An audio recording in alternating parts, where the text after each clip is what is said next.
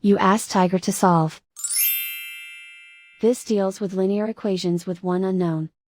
The final result is x equals -5. Let's solve it step by step. Simplify the expression. Expand the parentheses. Multiply the coefficients. Simplify the arithmetic. Group all constants on the right side of the equation. Subtract 30 from both sides.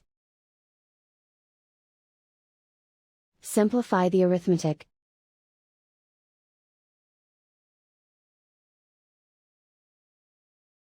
Isolate the x. Divide both sides by -6.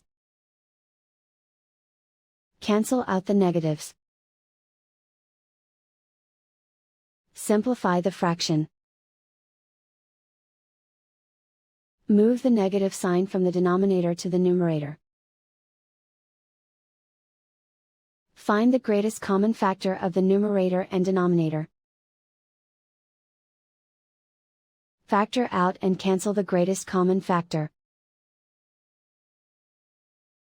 And so the final result is x equals -5.